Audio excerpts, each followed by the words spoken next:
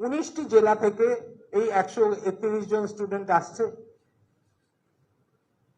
83টি স্কুলে তারা পড়াশোনা করেছে। এই 131 জনের মধ্যে 103 জন মেল ক্যান্ডিডেটস আর 28 জন ফিমেল ক্যান্ডিডেটস। এটা 1 থেকে 20 না 10? 1 থেকে 10। ডিস্ট্রিক্ট ওয়াইজ যদি ভাগটা বলতে হয় বলে দিচ্ছি।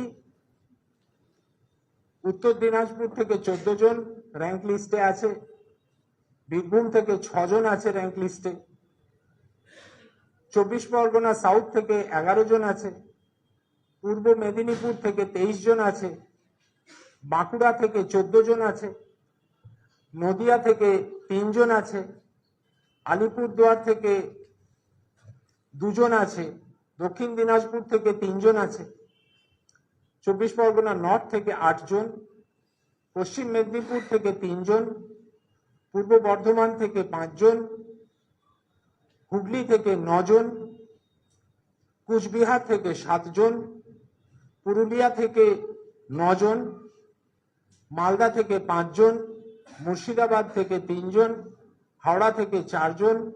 পশ্চিম বর্ধমান থেকে 1 জন। জলপাইগুড়ি থেকে 1 জন।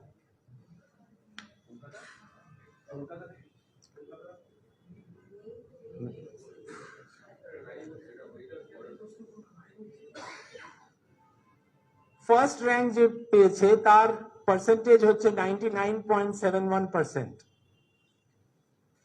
আর 10th র্যাঙ্কে যারা আছে তাদের পার্সেন্টেজ হচ্ছে 98.29%। তো বুঝতেই পারছেন কম্পিটিশন আছে, বাচ্চারা অত্যন্ত ভালোভাবে